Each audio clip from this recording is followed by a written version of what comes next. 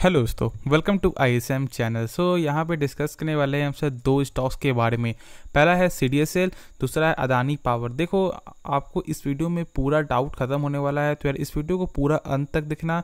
और हाँ, उससे पहले जरूर इस चैनल को सब्सक्राइब कर सकते हो, बेल आइकन के जरूर से ऑल पे दबा देना। इससे सारे वीडियो की जो नोटिफिकेशन है वो सबसे पहले मिल जाए आपको। तो बात करेंगे सबसे पहले आपको सीडीएसएल के बारे में।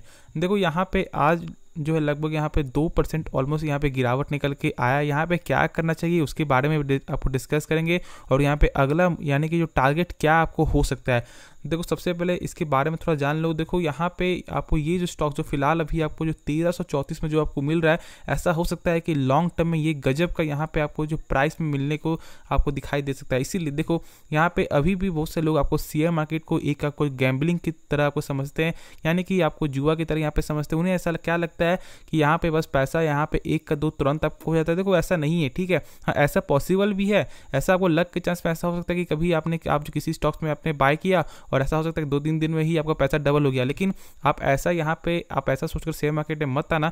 देखो, ऐसा सोच कर आओगे तो आप क्या करोगे कि एक खराब स्टॉक्स को यहाँ पे बाय कर लोगे। देखो, यहाँ पे एक फंडामेंटल स्टॉक्स को यहाँ पे चुनो। तो इसलिए देखो, ये जो स्टॉक है यहाँ पे लॉन्ग टर्म में गजब का काम कर सकता है, क्योंकि आने वाले समय लोग इसके बारे में सही से जानेंगे, यानी कि आपको शेयर मार्केट के बारे में जानेंगे, स्टॉक मार्केट के बारे में सही से जानेंगे, और तब यहाँ पे आपको भारी मात्रा में लोग आपको आने वाले हैं। और आप जानते हो कि मात्र आपको दो ही यहाँ पे कंपनी निकल के आता है, एक आपको सीडीएसएल और एक आपका एनएसडीएल। लेकिन फिलहाल आपका जो एनएसडीएल का कोई भी यहाँ पे आईपीओ या शेयर कुछ भी नहीं है।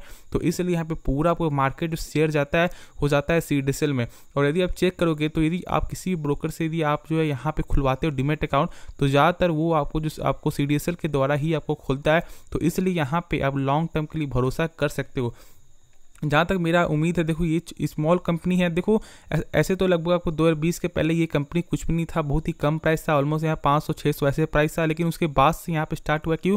क्योंकि यहाँ पे 2020 के बाद से यहाँ पे बुल रन स्टार्ट होते हुए दिखाई दिया है, जब यहाँ पे बहुत भारी मात्रा में लोग आपको आए। और जानते हो कि बीच में लगभग यहाँ पे 10 करोड़ डीमेट अकाउंट ओपनिंग हो चुका है, 7 करोड़ जिसमें से आपको इसका है, आपको सीडीएसएल का है, और 3 करोड़ आपका था एनएसडीएल का। तो आप यही बात समझ सकते हो कि ऑलमोस्ट यहाँ पे 70% ये मार्केट कैप यहाँ पे रखता है। तो इसलिए यहाँ पे इसके बारे में भरोसा करो, ठीक है। ये कंपनी अच्छी है।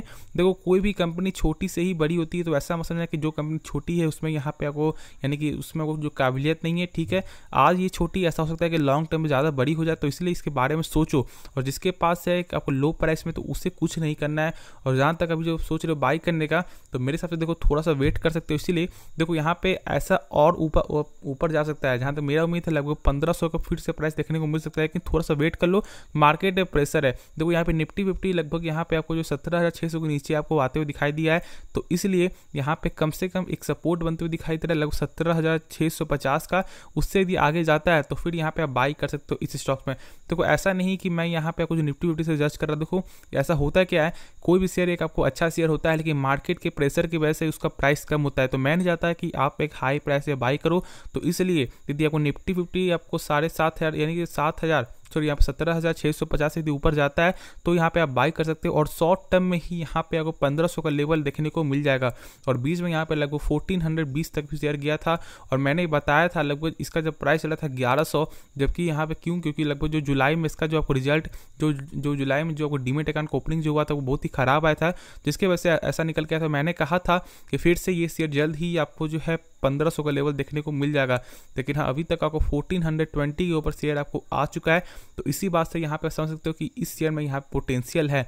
तो यहाँ पे यदि आपको मौका बने तो आप जरूर यहाँ पे बाई करो। जिनके पास है उसे बस आपको होल्ड करके चलना है। देखो, यहाँ पे यदि आप पेशेंस नहीं दिखाओगे तो शेयर मार्केट में पैसा आप नहीं बना पाओगे।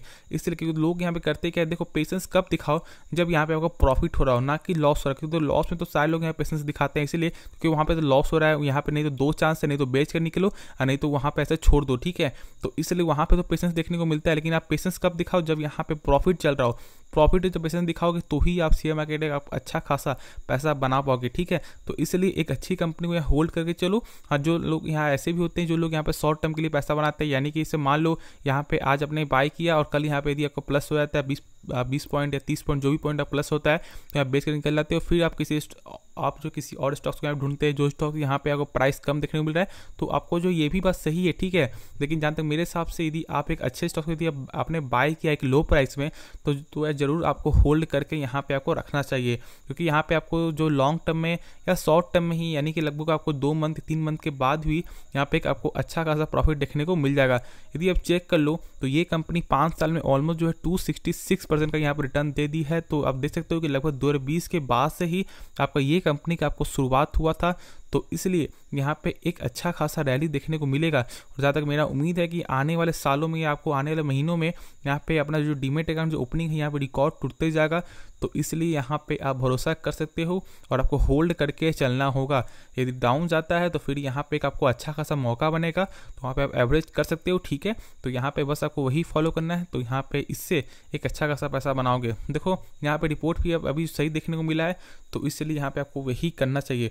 और यदि आपको वीडियो में कुछ भी सीखने को मिला हो तो जरूर इस चैनल को सब्सक्राइब कर सकते हो। देखो इसका कैश फ्लो भी सही निकल के आता है, ठीक है। तो यहाँ पे थोड़ा सा देख सकते हो कि जो आपका फंडामेंटली मौजूद है, तो यहाँ पे आप जो ध्यान रख सकते हो उसके बारे में सोचो। और नहीं तो यहाँ पे कम से कम आप जो वॉच लिस्ट में डालो, यानी कि आप अपने ब्रोकर के ऐप में जो भी आप ऐप यूज करते हो उसमें आप अपने वॉच लिस्ट में डालो। कम से कम 7 दिन तक चेक कर लो कि आपको ये शेयर कैसा ट्रेड करता है, नहीं ट्रेड करता है। तो उसके बाद खुद आपको ऑटोमेटिक इसके बारे में मालूम चल जाएगा। तो फिर आपको जो डिसीजन लेने में ज़्यादा टाइम नहीं लगेगा, ठीक है। और यहाँ पे किसी को पूछने की कोई ज़रूरत नहीं है। तो इसलिए आप खुद से जानो, परखो, उसके बाद कोई भी शेयर को पिक करना। तो चलो आपको जो नेक्स्ट स्टॉक के बारे में डिस्कस कर लेते हैं, ठीक है। तो यहाँ पे होल्ड करना है, वेट करना है, खुद यहाँ पे आपको जो रिजल्ट यहाँ पे आपको मिलते हुए दिखाई दे देगा।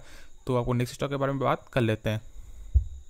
तो डिस्कस कर लेते हैं हम सबको अदानी पावर के बारे में। देखो ये स्टॉक्स बहुत ही अभी चर्चा में स्टॉक्स है, इसीलिए क्योंकि यहाँ पे लगातार ही तेज़ी दिखाई दे दिया है। लगभग यहाँ पे 200 का स्टॉक्स, लगभग 250 का स्टॉक, ये ऑलमोस्ट यहाँ पे 400, 430, 440 तक ये शेयर आपको चला गया था। तो इसलिए यहाँ पे ये स्टॉक्स फिलहाल बहुत ज़्यादा चर्चा पे। लेकिन एक चीज़ जान लो कि आपको ये स्टॉक्स अभी आपको ASM के लिस्ट में है, वो भी स्टेज 4 में है। देखो यहाँ पे समझो कि स्टेज 4, स्टेज 1, स्टेज 2 होता है क्या, क्योंकि लोगों को यहाँ पे अभी भी डाउट यहाँ पे क्लियर नहीं होगा कि यहाँ पे आपको होता क्या है ASM। देखो यहाँ पे आप शॉर्ट में समझो, सेबी बस आपको जो यहाँ पे आपको बचाना चाहता है, इससे थोड़ा सा आपको दूर रहने के लिए यहाँ पे बोल रहा है। लेकिन ऐसा बिल्कुल नहीं कि ये कंपनी खराब है, ठीक है। इसके बारे में डिस्कस करेंगे, लेकिन पहले आप जो ये समझ लो कि होता क्या है। देखो यहाँ पे स्टेज 1, ठीक है, यानी कि आपको सेबी डाल देती है स्टेज 1, स्टेज 2, स्टेज 3, ऐसा होता है, ठीक है।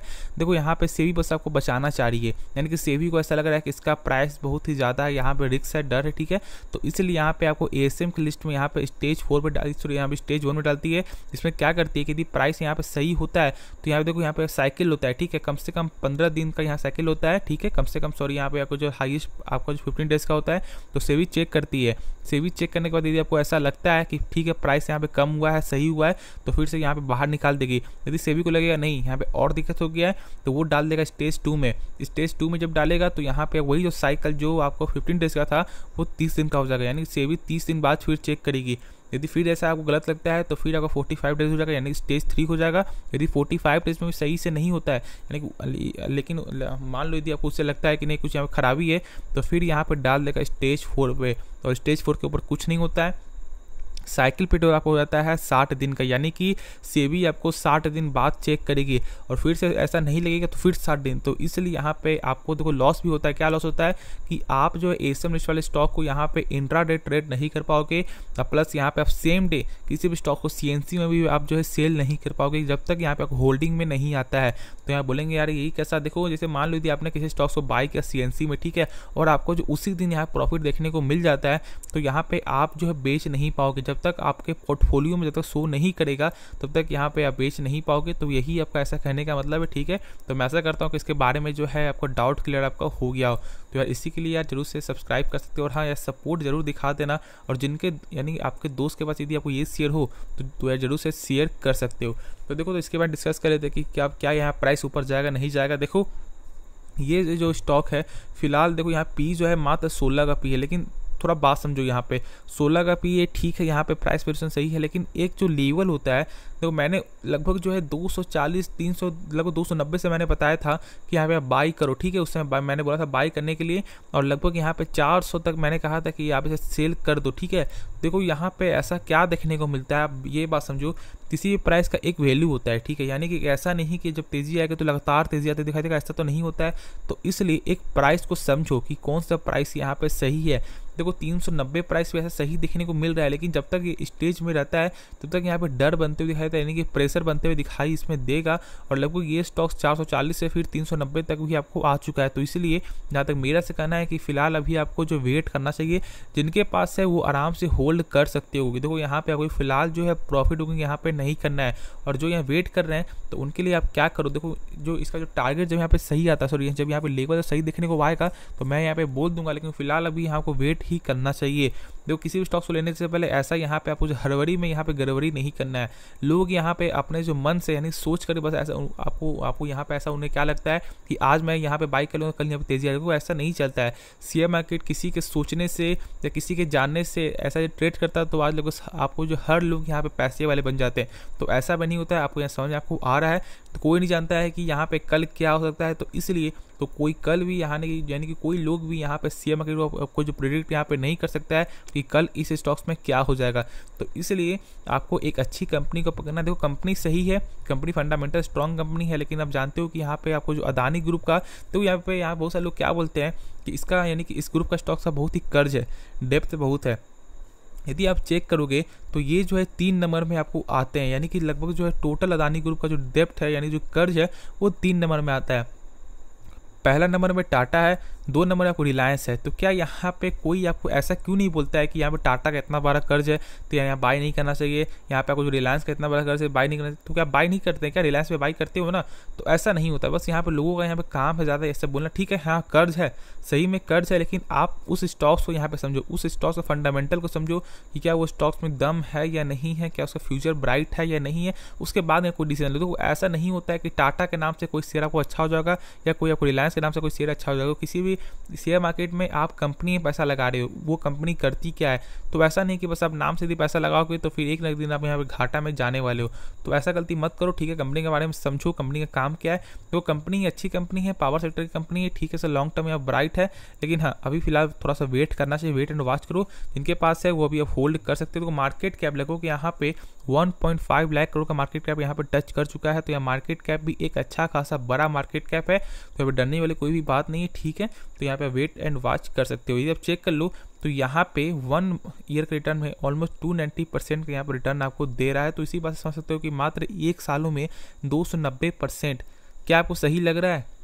आप खुद मन में सोचो और कमेंट करो क्या सही है या नहीं है। देखो बात समझो, यहाँ पे बहुत सारी कंपनी तो ऐसी होती है जो 5 साल के रिटर्न में भी इतना ज़्यादा आपको रिटर्न नहीं देती है। तो 1 साल रिटर्न में जब 289% है तो थोड़ा सा यहाँ पर आपको करेक्शन होने दो, उसके बाद इसके बारे में आप सोच सकते हो। तो मैं आशा करता हूँ कि इस वीडियो में पूरा डाउट खत्म हो गया हो। यदि खत्म हो गया तो जरूर इस वीडियो को लाइक कर सकते हो, जरूर से इस चैनल को सब्सक्राइब कर दो, क्योंकि ऐसे वीडियो हमारे चैनल डेली आपको मिलता रहता है। तो यार वीडियो देखने के लिए धन्यवाद।